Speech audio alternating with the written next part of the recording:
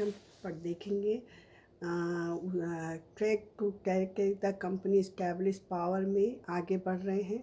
Continue chapters को करेंगे। Company rule expand, मतलब यहाँ पर हम ये जानने की कोशिश करेंगे कि 1757 से 1857 के बीच इंडिया कंपनी जो थी इंडियन स्टेट्स में, वो अपने को रूल एक्सपेंड करने लगी। मतलब उनका जो एडमिनिस्ट्रेशन था वो फैलने लगा और किसी भी एरियाज में the company really launch a direct military attack on an unknown territory. मतलब वो किसी से परमिशन नहीं लेती थी, किसी के साथ नहीं, वो उनके साथ मिलकर मिलिट्री अटैक करने लगी। It use a variety of political, economic and diplomatic method to extend in influence before annexing in Indian kingdom.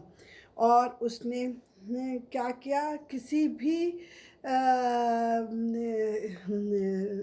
Country को या किसी भी इंस्टेंट यूज़ वैरायटी को मतलब करना था, किसी को भी अपने में मिलाना रहता था, तो वो इकोनॉमिकल, पॉलिटिकल, डिप्लोमेटिक मेथड अपनाकर इंडियन किंगडम को अपने में अपने घर ले लेती थी और उनको प्रयोग करती थी। लेकिन 1764 में after the battle of Buxar the company appointed resident in Indian state, और उसके बाद उन्होंने एक रेजिडेंट इंडियन स्टेट में उन्होंने बना लिया। और उसके बाद पॉलिटिकल और आपका कमर्शियल एजेंट भी उन्होंने उनको जॉब देना स्टार्ट कर दिया, ताकि वो अपने फ़ायदे के लिए कंपनी अपने इंटरेस्ट के लिए सर्व करने लगी, उन लोगों को जॉब्स देने लगी अपने रेजिडेंस में। और वो ये डिसाइड करने लगी कि अब कौन किंगडम बनेगा, कौन किंग बनेगा किस स्टेट का। ये इंटरनल अफेयर मतलब चालू हो गया, उसका इंटरफेयर स्टार्ट हो गया और सब्सिडरी अलायंस स्टार्ट हो गया। उन्होंने एक मतलब सब्सिडरी अलायंस मीन्स दो, अब वो ज़बरदस्ती लोगों के साथ एग्रीमेंट करने लगी, सामने वाले चाहे नहीं चाहे फोर्सली स्टेट के साथ वो सभी सब्सिडरी अलायंस उसने करने लगी और अलाउ करने लगी। और उनकी कोई अपने यहाँ मिलिट्रीज रखना चाहे नहीं रखना, आर्म रखना चाहे, वो फोर्सली इंडिपेंडेंट आर्म वहाँ पे अलाउ करने लगी। Not allowed the have their independent arm, they were to process by the company but had to pay the subsidiary force that the company was supposed to maintain for the purpose of this protection। मतलब जो army जिस state में रहता था Indian states में, वो वहाँ पर कंपनी की रहती थी, लेकिन उसके सारे खर्चे उस इंडियन स्टेट्स को उठाने पड़ते थे और उनको काफ़ी उसमें प्रॉब्लम होती थी। लेकिन इंडियन जो एडमिनिस्ट्रेशन थे वो कई बार क्या होता था कि उनकी वो पैसे नहीं देने में फेल हो जाते थे, पेमेंट करने में, तो वो क्या करती थी, उस इंडियन स्टेट को अपने पास रख लेती थी, अपने कब्जे में कर लेती। Carry was taken away A penalty, और पेनाल्टी दे करती थी उनके ऊपर। फॉर एग्जांपल व्हेन रिचर्ड वेल्जली जो था, वेल्जली 1798 टू 1805 तक था, वो उसने क्या किया, Nawab of Awadh was forced to give over half of his territory to the company in 1801 as the fare to pay for the subsidiary force। और उसने क्या किया, उसका जो हाफ एरियाज था उस टेरिटरी का, उस हाफ एरिया को उसने क्या किया कि वो जो वहाँ का नवाब था वो पेमेंट करने में उसको प्रॉब्लम हुई और उसने पेमेंट नहीं कर पाया, तो उसने क्या किया, वहाँ का जो मेन था हैदराबाद एरिया, उसको फोर्सली टेरिटरी को अपने ग्राउंड में ले लिया, अपने इलाके कब्जे में ले लिया और पेनाल्टी के तौर पर। इसके बाद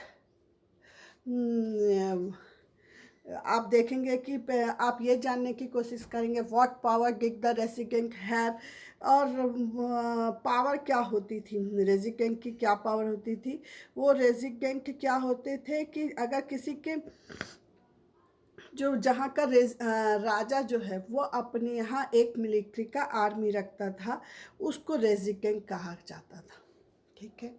और the sultan the tiger of Mysore, Tipu Sultan थे। अब इनकी हिस्ट्री हम थोड़ा सा जानने की कोशिश करते हैं। Tipu Sultan the tiger of Mysore, जो टीपू सुल्तान थे उनको मैसूर का टाइगर कहा जाता था, क्योंकि उन्होंने अपने आप को बचाए रखने के लिए काफ़ी, मतलब जो इंडियन ब्रिटिश कंपनी थी उनको काफ़ी इनसे खतरा महसूस होता था, और इसलिए ये कंपनी को पॉलिटिकल और इकोनॉमिक आधार पर डायरेक्ट कन्फ्रंटेशन व्हेन इट साथ एग्रीड टू पॉलिटिकल और इकोनॉमिक इंटरेस्ट, और कंपनी जो थी रिस्टोर नहीं कर पा रही थी यहाँ पर, क्योंकि यहाँ पर southern Indian state of Mysore जो था उसका leader powerful ruler Hyder Ali था, जो कि 1761 टू 1782 तक था, और वो काफ़ी फेमस था। उसका फेमस पुत्र टीपू सुल्तान था, जो 1782 टू 1799 तक था।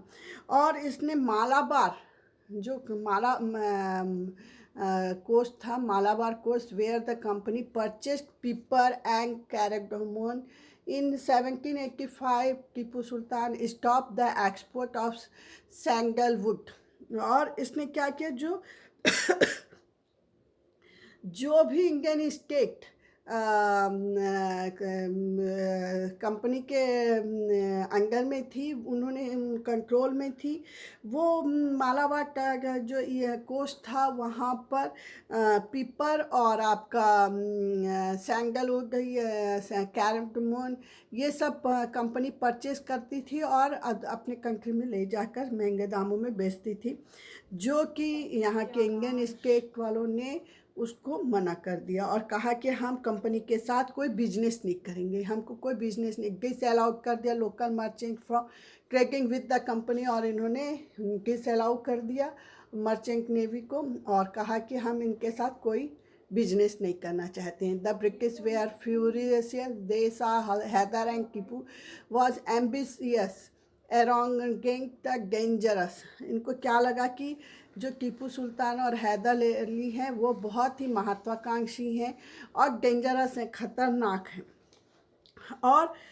थोड़ा सा प्राउडी भी हैं, घमंडी भी हैं। तो ये रूलर्स जो हैं इनको लगा कि अंग्रेज़ों को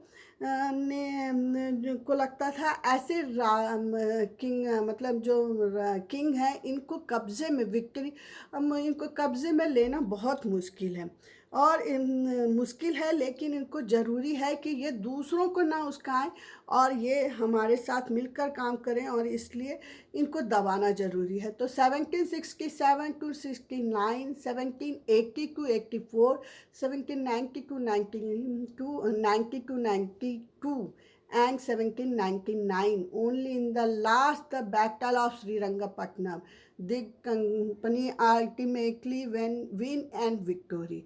मतलब इस बीच मैसूर श्रीरंगपट्टनम में इनके साथ काफ़ी संघर्ष हुए, और 1799 में आखिरकार टीपू सुल्तान इनसे संघर्ष करते हुए और कंपनी यहाँ पर जीत गई, और इन्होंने अपना इंडियन स्टेट को कब्जे में ले लिया, और इसमें impose on the state subsidy, और इन्होंने इनके ऊपर ज़बरदस्ती एक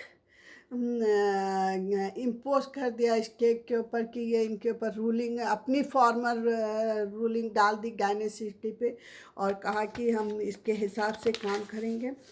और थैंक यू फॉर वॉचिंग।